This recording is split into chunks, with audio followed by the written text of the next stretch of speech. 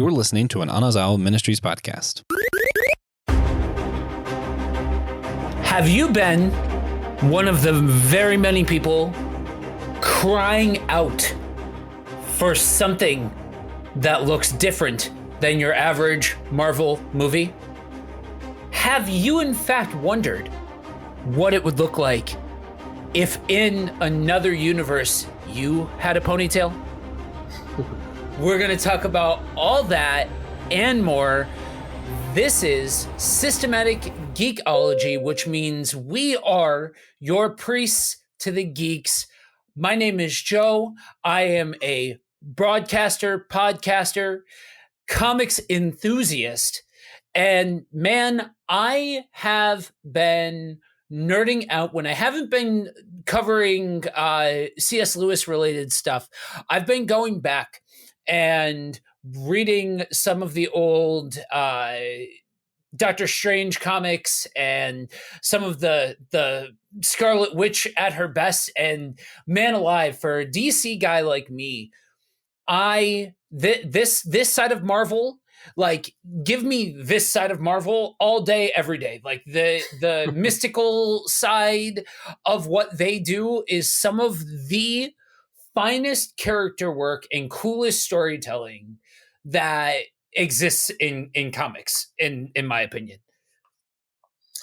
Absolutely. Man, that's all fun. Hey, everyone, I'm Will, and I can honestly say that I do not have a ponytail at this very moment, but there may be an alternate universe where I did not lose my hair and I have like either a mullet or long hair, like metal guitar hair. Who knows? Who knows what my hair looks like in an alternate universe? But happy to talk about this kind of big, chaotic, mad, and multi-dimensional movie that a lot of people have seen so far, and I'm geeking on that too. My local I've shared this before. My local comic book shop has an online Facebook live auction, and I always check it out a couple nights a week, just kind of see what they're putting up there that you can bid on and buy. They have comics, the new comics for the pull list for the week, but they also have throwback and older comics from the 60s and 70s. And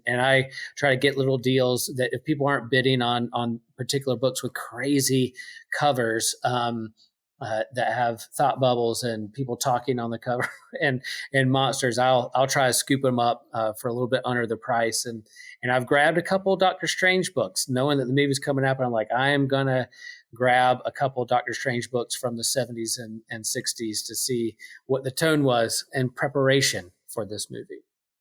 Yeah. So we should say right from Jump Street, obviously this is going to be spoiler talk. At this point, you know, we're going to talk about it completely openly. So now's the point. If you have yet to watch the movie, click on another one of our wonderful episodes, or join us back after you have seen the movie, because we are getting into it.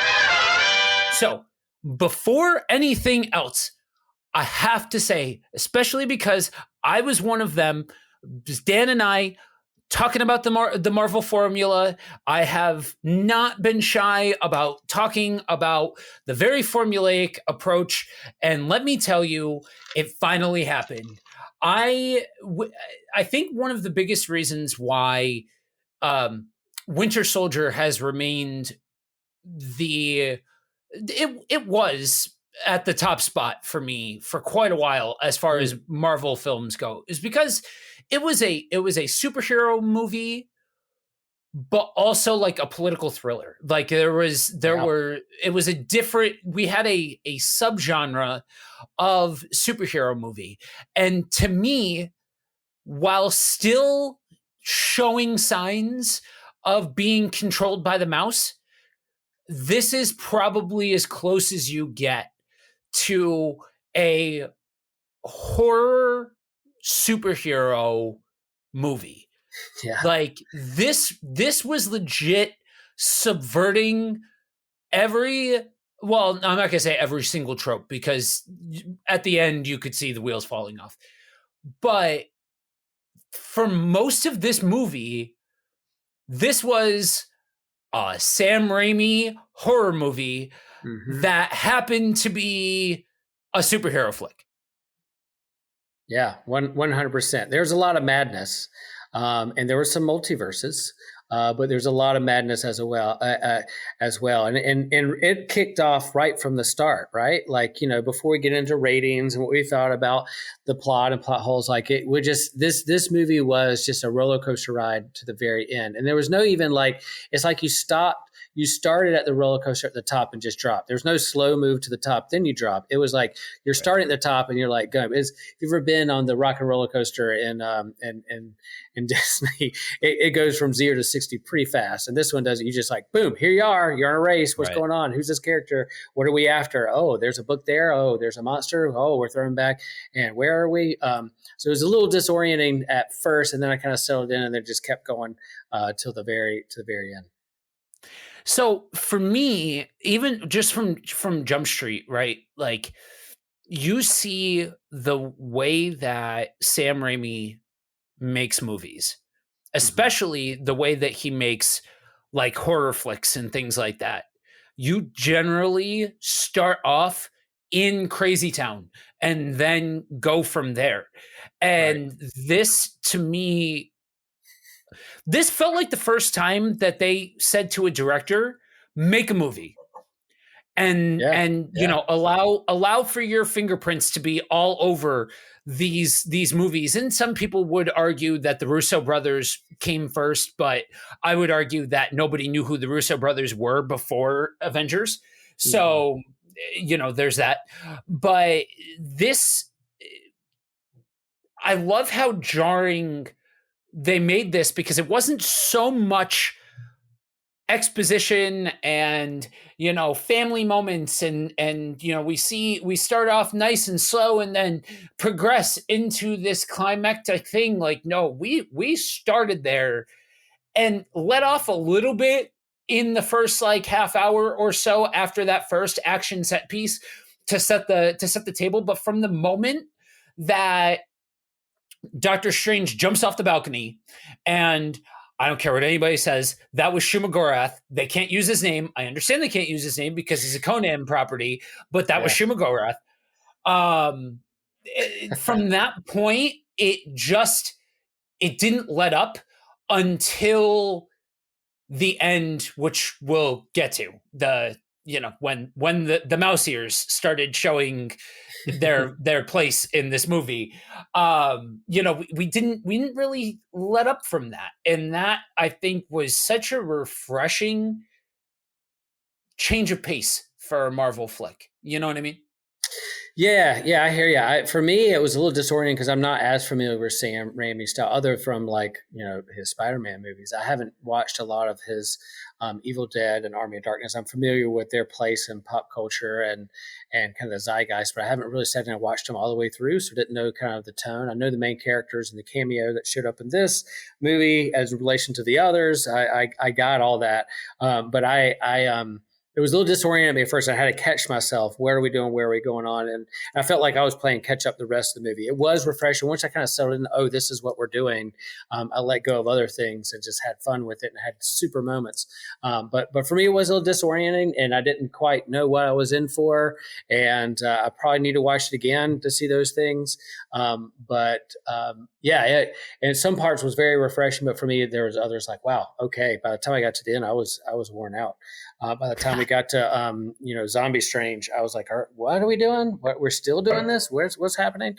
So that's kind of where I was all for the entire movie, and kind of my headspace, where I was, my headspace. So as our wonderful community knows, there are two of us that are on the panel of hosts that are old school horror heads. I'm one of them. Brendan's the other one. And so to me, I think this is one of those movies that is enhanced by having seen movies like Evil Dead, Army of Darkness, Drag Me to Hell. Even I would go as far as to say the Spider-Man movies too. There are some connection points there, but like this was very much a Sam Raimi horror movie first and foremost before it was a Disney Marvel movie, at least until the end, which if if you couldn't tell by now, you lose me with the believing yourself nonsense. You just do. That's where I'm not a fan of. But the it's funny because so much of this movie, you know, you and I were the ones that, you know, hyping this movie up and talking about some of our predictions and so on and so forth. And we got a version of one of the biggest predictions that we made. We nailed it. I will say, in a lot of regards, this movie was not the movie that I walked into the movie theater expecting to see. In a lot of different ways. Yeah, I knew that it was supposed to be like Marvel's first attempt at a horror movie and all of that kind of stuff. And honestly, no better character to do it with than Doctor Strange. I know Bandersnatch Cumberbund gets a really bad rep sometimes, but when you consider the source material, and shout out to a friend of the show, Ryan Does. He has a wonderful show that kind of goes into the particulars of the character, of the comic history, all of that kind of stuff. But that is very much his old comics are very much horror themed comics. This is where you usually get things like creature features, different things like that. And so that scene with Shumagorath was such a nod, I guess. And to me, it was a perfect marrying of nodding to the creature feature horror, you know, fighting against demons sort of history that you have with Doctor Strange, and marrying that with somebody that does ridiculous and bombastic and all of that kind of stuff so well in a horror world. And I'm one of those horror fans, right? There is a contingent of us that are Sam Raimi enthusiasts because of movies like Evil Dead, because of movies like Drag Me to Hell, that they are so subtly influential to cinema as a whole that you can see their fingerprints all throughout cinema, even outside of the horror movie world. And so having that theme in the hands of such a capable director, I think that aspect of it, you know, yes, this movie is far from perfect and all of that kind of stuff, but it was first and foremost a really good Sam Raimi movie. I can see how some people are saying it wasn't, you know, it wasn't a good Marvel movie. It wasn't a good superhero movie. And yeah, mistakes were made when you bring it back to the comic book side of it. Mistakes were made, definitely.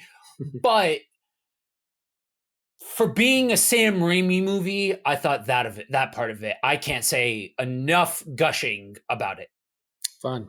Now I'm not someone who hasn't watched a lot of Sam Raimi movies. I've seen clips, but would you say you have to watch like Evil Dead first, then Army of Darkness? Is Army of Darkness a sequel of Evil Dead? If I was going to watch one Sam Raimi film to kind of get his tone and his things in light of Doctor Strange, which one would you say to go watch and to pay attention to? I would say Evil Dead is probably number one. Okay. There's aspects of so it's Evil Dead 2, then Army of Darkness. Okay, gotcha. And there's a scene in the movie that is almost straight shot for shot a nod to a scene in Evil Dead 2. There's also the scene with Bruce Campbell that is very much a nod to right. I knew that fighting his hand and punching himself, those things. Yeah. Not being able to control his hand because it was possessed. Yeah. And I will say he even did a wonderful job of simulating some of the shots that are done in the remake of Evil Dead, which is a lot darker in tone than Sam Raimi's movie, because Sam Raimi's movie is considered a horror comedy. Right. It is largely light toned in its execution. But if you had to go with one, obviously the horror fan in me is like, no, watch all of them. But if you were going to go with one that really gives a solid idea of the type of storyteller that Sam Raimi is, watch Evil Dead, because it gives you that idea of what he does with creatures and what he does with suspense and horror, but also comedy and things like that.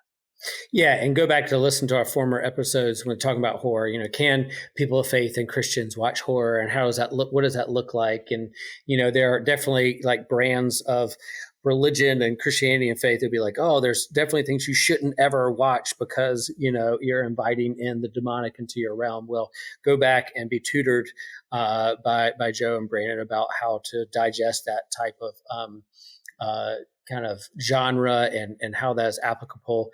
And there's a lot of good resources out there about that. And yeah, as we mentioned before, we had an episode kind of leading up to this, kind of a hype episode to talk about Doctor Strange as a character in the comics and what we were predicting for this movie, his place in the MCU. And so this kind of follow up to that. And so overall, I thought the plot, what was good. I'll just come out and say it right from the start. It's not my favorite Marvel movie. Like up at the top for me is what they did with Infinity War and Endgame, and that kind of climactic stick in the landing.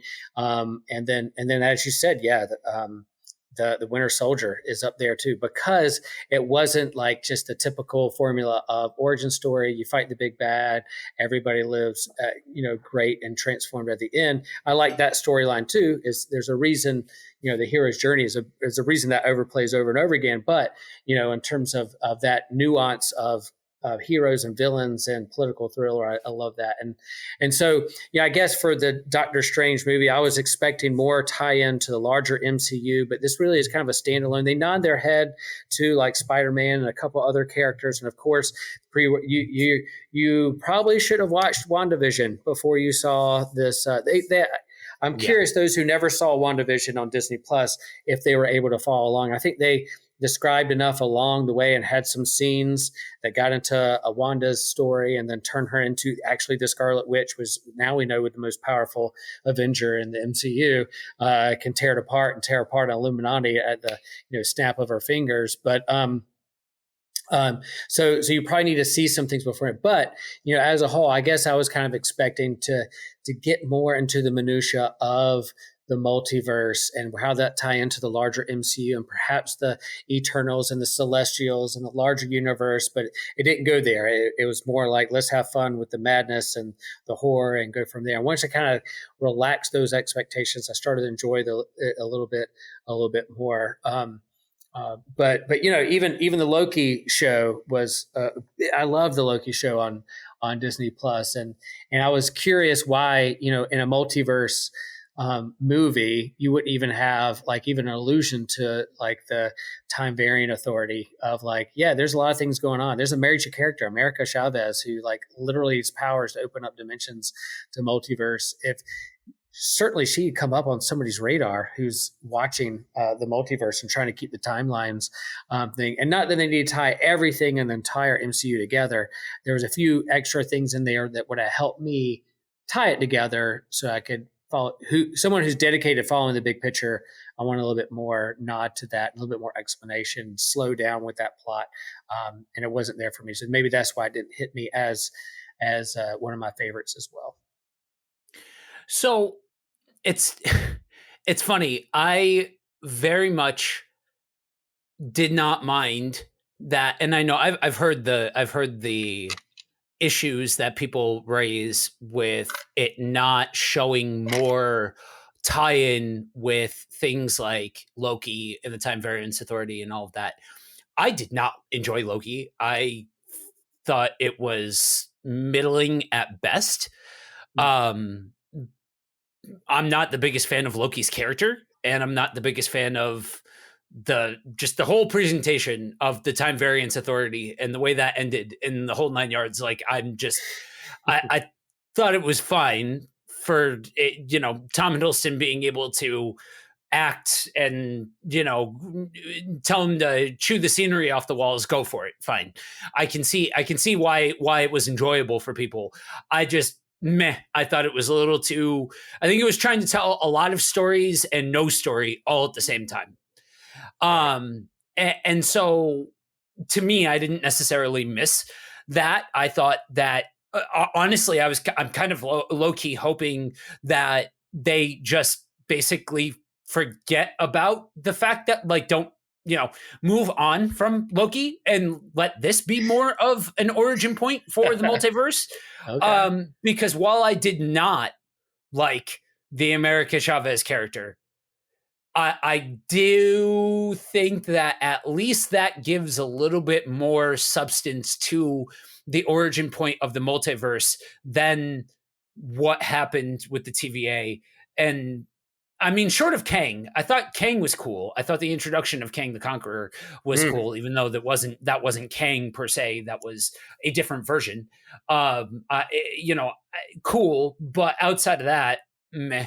You know what I mean? But to me, um, I will say as far as the America Chavez character, I understand that I would probably appreciate her character more if I had more of a foundation from the comics of who she was and all of that kind of stuff. But Right. ultimately, she was MacGuffin personified number 5. Like she was very much the plot device to move the story forward and all of that kind of stuff. The thing that Scarlet Witch has to be chasing, the thing that keeps Doctor Strange in the fight, all of that kind of stuff. She's Right. very much the MacGuffin of the story, and she is if anybody in this movie is wearing the mouse ears, it's her. She's got to be I will say with a character like that, they could have gone way more heavy-handed with some of the things that some of the points of her character that were there. They could have really gone heavy-handed like they have in the past with some of the other stuff. But I think for me, this tells a more compelling story than something like an Endgame does, or something like a Loki story does, or something like that. Because, I was a 14-year-old boy once. It's cool to see all of the characters in the toy box, all the toys in the toy box, all banging against each other, and all of that kind of stuff. I was an 8-year-old kid too at one point in time. It's fine, but when everything is just set piece, doing this, and we are so focused on the next thing happening, you don't really tell much of a story getting from thing 1 to thing 2. And I think that's where previous mentions of the multiverse kind of fell off for me. Whereas this one was more, yes, there was set piece, but to me, this told more of a story of, we didn't know that this was a thing. We didn't know that like this, and kind of going there first and allowing for the very humanized, trying to get your sea legs under you with all of this stuff going on sort of approach, than something that fully explains the intricacies of the multiverse all in one go. You know what I mean? Yeah. I definitely see that point. For me, like I mentioned before, like it was a wild ride all the way through, and I guess in terms of the other phases of the Marvel Cinematic Universe had a build to the thing, and too many times we're like, I agree. The temptation is that we go to the movie just so we can watch it, so we can see the end credit scene that's going to lead us to the next thing. What's going to be the end credit thing? What's going to be the end credit scene? Because then it's going to lead to something even bigger. Rather than just enjoying the story of the movie that's in front of you at the very moment. And that's a lesson to all of our lives in terms of chasing the next big thing rather than being in the moment. That's a virtue that we can live into. So maybe we can move into these movies where let's just go see the movie and have fun and not think about what the end credit scene is going to lead to the next big thing is going to be. So I had to reshift kind of my expectations with that. But the movie itself was fun. But by the time I got to the end, I was so worn out. And maybe it was just a place, my headspace I was in at the time. But I was just kind of like, oh my gosh, are we doing this again? By the time we got to Doctor Strange battling against like music notes coming to life as laser guns, like that was so creative. That was so fun. By the time I got there, I was almost eye rolling like, oh my gosh, are we still doing this? and I know that was on me, but by the time we got there, I was like, oh my gosh, another thing. What else can we do? But by itself, going back at its own scenes and pieces, that's really creative. That's really neat. Who would have thought of that? That's so cool. That's so Doctor Strange. But for me, by the time I got to that point in the movie, I was like, oh my gosh, I'm worn out. I don't know if I can do anymore. But let's go back to our prediction. We were excited to see about what the Illuminati, what that meant, because that was hinted in the trailer of like, oh, who could be a part of the Illuminati? And they did it. They pulled back on that camera, and we got to see who was sitting in those chairs. And every single person on that panel, I was like, yes, I'm excited. And then when you get Charles Xavier rolling in, Patrick Stewart, the OG Charles Xavier from the movies, I was like, yep, I cannot believe they did it. They made it happen. Oh my God. The fan casting of John, I can never pronounce his last name, Krasinski, him as actually how they kept that a secret. And that was not a spoiler for me that he was able to be Reed Richards. Black Bolt, are you kidding me? Agent Carter from we saw from What If, and then Captain Marvel. I mean, man, that whole part of the movie was just my absolute favorite. And then my own, temptation was like, oh, cool. Now they're here. They're going to draw them into the larger cinematic universe, and they're going to be a part of the mainline story for the next 10 years. But nope, Scarlet Witch takes them out pretty quickly. And as they died off one by one, I literally was grieving. No! So they did their job. I was like, no, okay. There's other versions of them out there in the Marvel multiverse. So that's cool. That they're tipping their hat to it. But that whole Illuminati part was my favorite part of the movie. And I loved it because it just teased and set up the fanboy within me with these characters I really like and read about for so long. Yeah. So my 90s kid is about to show. When you saw the yellow chair coming in, and there was just this faint da-na-na-na-na-na. Bro, I was yep. in it. I was in there like swimwear. I was like, this is, yes, if I was the type of person that clapped at a movie, I would have started clapping right then and there. That was worth the price of admission. Well, I thought there was clapping and cheering in my theater. It was pretty full, and there was clapping that whole scene. And at one point, even when Charles Xavier came out rolling out in the yellow chair, I even clapped and started going, "Oh my goodness!" And my wife was like nudging me, like, "Shut up! You're embarrassing." I was like, "No, you don't understand where this goes." My original fanboy was like a kid who collected X-Men comics. Like that's what got me into all this. So that was a pretty spectacular entrance and a fanboy moment for me. And so it was funny that my family was like, dude, chill out. And I was like, no, do not tell me to chill out. This is happening. And I'm allowed to be excited right now at this point. Right. And I thought, okay, so by virtue of the story that Marvel themselves has told, I don't necessarily have a problem with the dismantling of the Illuminati, because by virtue of what they've said, other versions exist and they will look the same. Now, granted, you could, find yourself in hot water, you know what I mean? And, you might need to find a younger, right into the story that you found a younger version of Professor Xavier, which no shade to James McAvoy, but I am not the type of person, I don't need to see a young Xavier. Xavier is not young for me. Xavier is the old wise sage in the chair, not out in the field, not active in the goings on, but more of like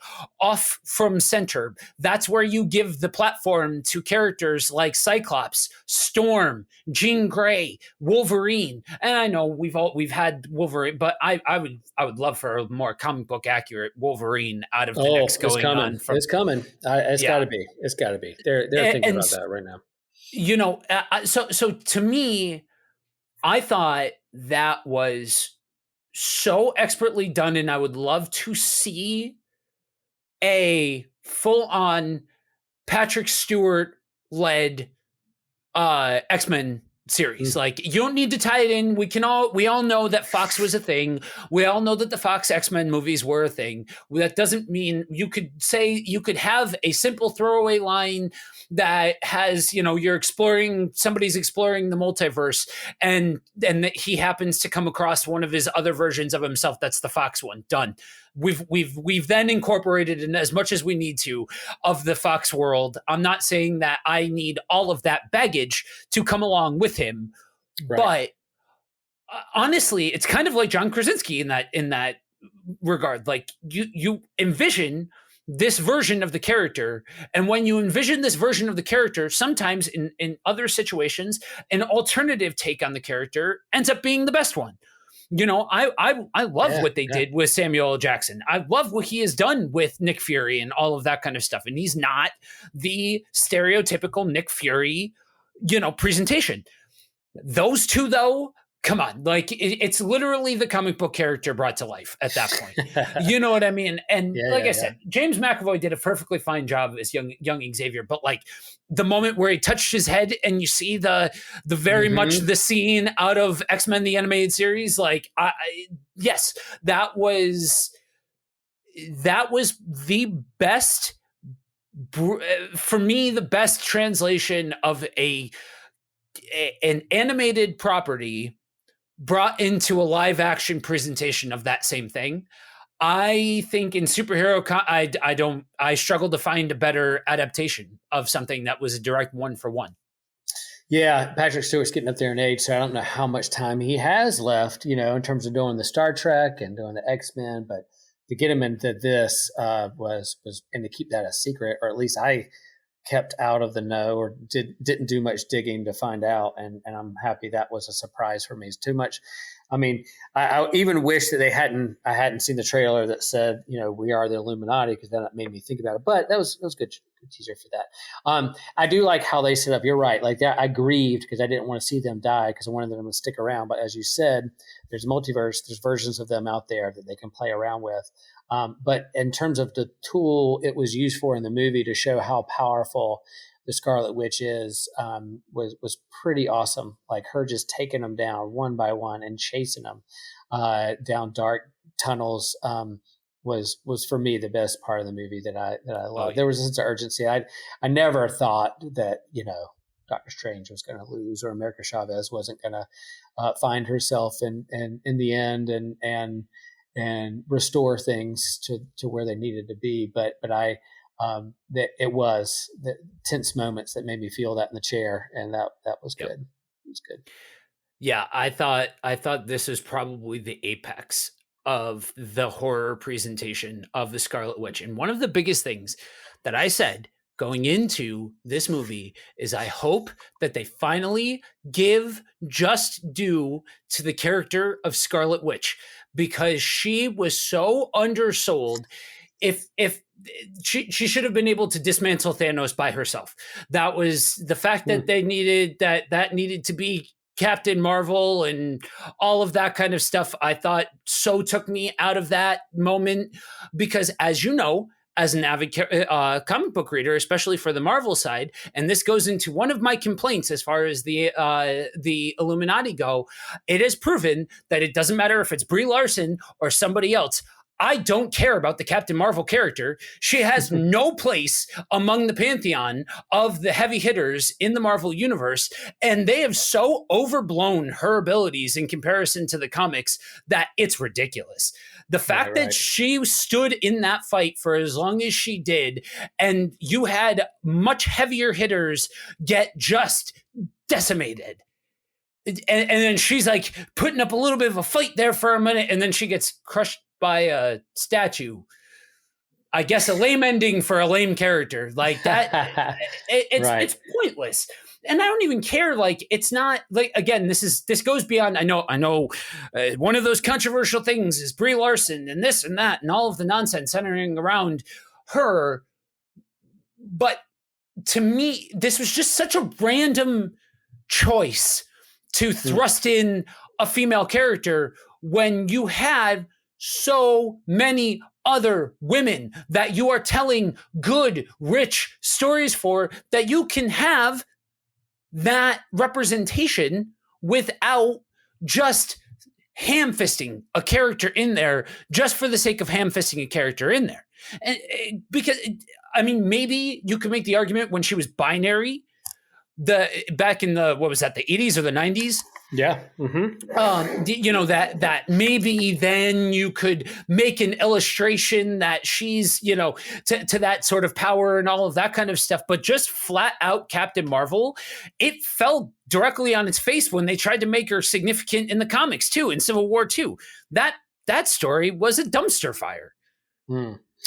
Yeah, and I guess going back to the movie itself, like Scarlet Witch being such a badass and like taking these people down, and then her ending, you alluded to the fact, the ending, just they did wrap it up. They had their moments. We had to wrap this up and have some resolution here and there, but for her to be taken out just because of a pillar falls on top of her, was one of those things. Oh, so that's what's going to happen. There's the element of self-sacrifice, that kind of thing, but it was borderline suicidal, like in the midst of that. And then we know there's other versions of her out there, even like the version of her with her kids that feel fulfilled is out there. But anyway, yeah, the ending itself. Any more you want to talk about in terms of the ending that just landed kind of flat for you within Doctor Strange?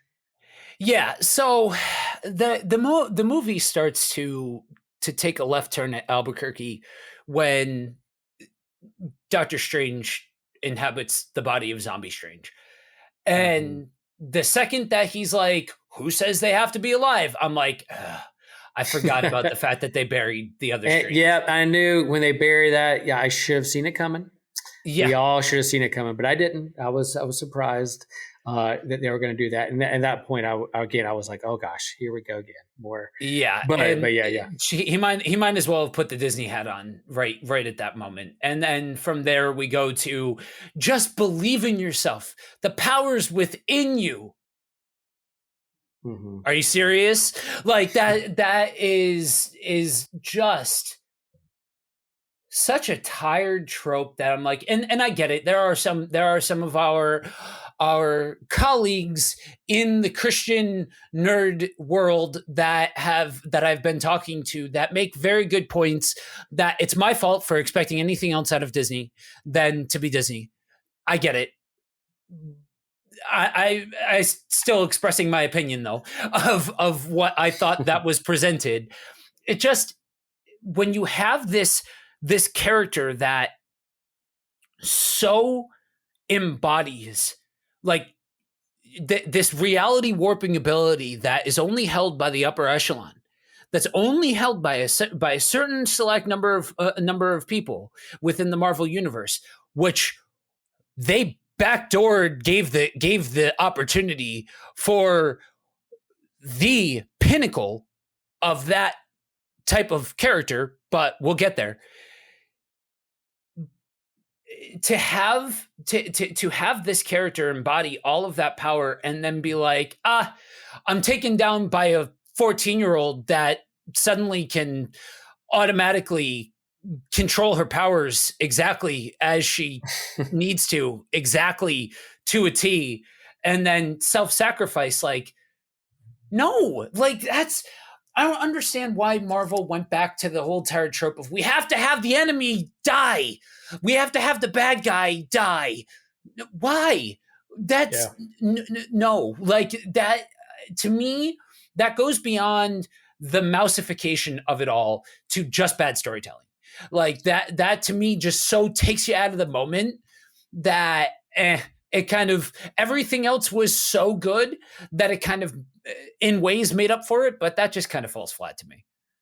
Yeah, I hear, and I've heard elsewhere too. I don't know the in and outs of it, but like Sam Raimi, supposedly his style, he tells a good story, but it's hard for him to finish a movie on a, or the endings always kind of fall flat, or there's that kind of a style that you go, and then you're just like, oh, let's wrap this up and that kind of thing. And I relate, there are times when I even write a sermon and I'm like, I can get that plane in the air and I can cruise and I can talk some big theological jargon. And then I'm like, how am I going to land this thing? And, and it becomes pretty abrupt, go in peace, serve the Lord. And you're like, oh man, that ended fast. That kind of thing. But So I definitely understand the skill it takes to really put a nice ending and resolution to a story. But as you said, there's going to keep making these movies. They're going to keep doing it. Why do you have to tie it up or do these things? Maybe they don't know if they're going to get another shot. But I think by now, there are going to be others and ways you can tie it in, loose ends to other areas. So yeah, I'm with you. I'm with you on that. So the one thing that I absolutely want to take a second to talk about is the fact that as Reed Richards is sitting there monologuing, which was fine. I thought it was I thought it was cool what they, like, from visually speaking, what they did to Reed Richards. It was a little, I could see how it has its pitfalls for some people. But in the moment, he mentions his two kids, Valeria Richards and Franklin Richards. Yeah. Oh man, that if they introduce Franklin Richards and allow for that side of the storytelling, you've gotten a whole new lease on life for the MCU. Like that, to me, just let it go buck wild. Like, allow for the craziness that happens centered around these couple of characters that you're introducing to take place, and you've got another 20 years worth of storytelling that goes beyond just the grounded. Don't get me wrong, the grounded nature of it had its time in the sun. That told a very compelling story. But if you want to keep telling stories, then you need to allow for the bigger concepts to have room to move and to breathe and all of that kind of stuff. And for me, Franklin Richards, allowing for that, oh, dude, he's been at the center of some of the coolest storylines in Marvel history. And I think that can get really special. And you're alluding to a special story that's Onslaught, right? And that is Onslaught one of the, or like the storyline of kind of an alternate reality that or Heroes Reborn. There's an X-Men tie over to that, an Xavier tie into that with the Fantastic Four and with the Avengers. And so that was kind of the gap of my comic book reading, that kind of era, kind of mid to late 90s before we get to the 2000s. But since then, I've read and heard about it. And you could create some pretty cool stuff with the Richards family, along with other Illuminati members who have families and teams of their own to tie that in. So I think you're right. That's good stuff. Good stuff that they can lean into. If you're looking for another big baddie, another big story, another tie-in to tie in all this stuff in another phase, that would be a good direction to go into. Yeah, I don't think Onslaught has enough to be like a tentpole big bad, but I definitely think that could be a cool tie-in with the X-Men and all of that kind of stuff. To me, what I think of is there's this scene out of comics where older Franklin Richards goes back in time. Well, Franklin and Valeria both come back in time because the Mad Celestial is attacking and all of that kind of stuff. And there's this scene where they're talking about Galactus, and they say that Galactus has had many heralds. Franklin Richards has only had one. And there's this scene of Franklin Richards, to me, my Galactus, and he raises Galactus up from the dead to become his herald. That's good. That's fun comic. That's such a cool picture to be brought to life, that just begs to be brought to life on the big screen. Yeah, that's fun. Good stuff. Yeah. So I would say, all in all, I would give this movie a strong 8.5. At first, when I first came out of the theater, I was like 9. Like, this movie is great. And when the everything outside of the Sam Raimi-ness of it all set in, and then I saw what I really thought about what they did with Scarlet Witch's character and all of that kind of stuff. It definitely brought it down for me. I think I also want to watch it another time and get a chance to see all of that again. But I think, all in all, really good popcorn flick. That scene where Scarlet Witch snaps Professor Xavier's neck like that and just pops up behind him was so Sam Raimi. And then her coming out of the debris with the blood on her face and all of that, just that scene in and of itself, especially for somebody who I grew up with in the 90s comics. I grew up where the X-Men were the cool kids on the block, and so much was happening centered around those characters.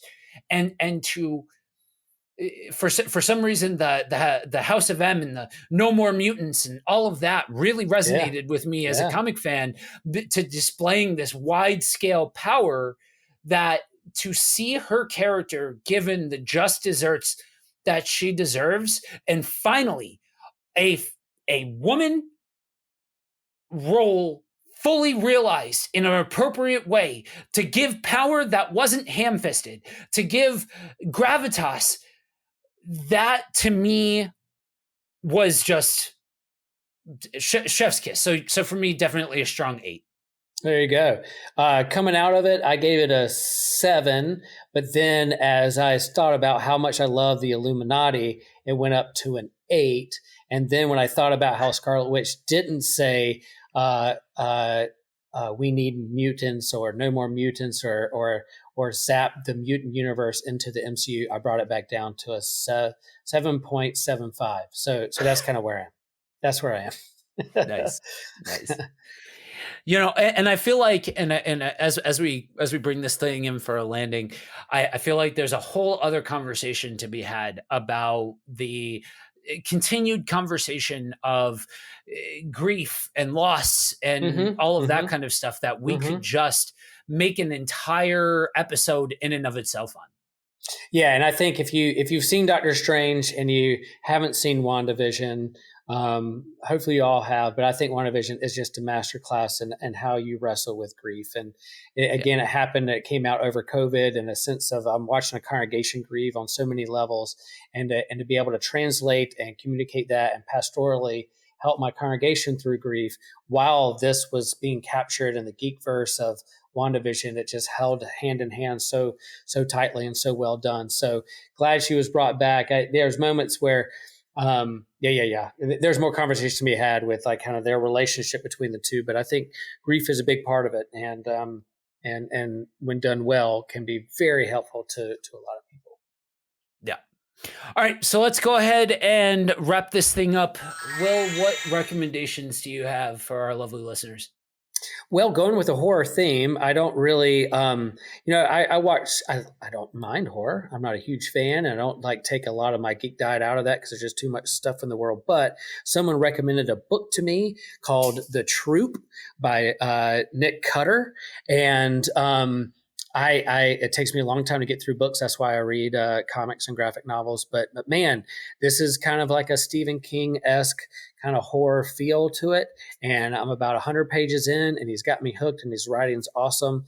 And so I'm trying to stay away from like synopsis or Googling whether this has become a movie or a TV, or if even it is yet, because I don't want to get any spoilers. So once I finish the book, I'll see where they're going to go with it. But Nick Cutter, I think, is a pen name. I think he has another name out there somewhere, a Canadian writer called The Troop. And I'm enjoying this novel. And I'm even like, man, I can't believe it. There's comics staring at me that need to be read, but I'm drawn to this novel. And so I keep reading the novel at night before I go to bed. Yep. That's cool. I would suggest what we talked about earlier. Go back and watch some of Sam Raimi's stuff, and I think you'll get a greater appreciation, at least at a cinematic level, of what's going on in this movie. Evil Dead 2, Army of Darkness, the Spider-Man movies, so on and so forth. And, I think you're in for a real treat. Let the people know where they can find you. Yeah, I'm on social media. I am on the website. You can if you DM me on one of the social medias and you want to get a text thread going, I'll even give you my cell number and we can text thoughts and ideas and questions too. But yeah, I'm out there. You can find me. Come on, enter the conversation that we have online and in our kind of group threads, because it's a lot of fun, and want you to be a part of this conversation and get under this umbrella tent of geekdom with us. Cool. You can find me along with the other hosts at the host section of systematicgeekology.org. You can also find me live on the air 6 out of the 7 days a week at either Buddy Walk with Jesus or Kingdom on the Road. That's a wrap for now. This has been Systematic Geekology. We are your priests to the geeks. And remember that we are all a chosen people, a geekdom of priests.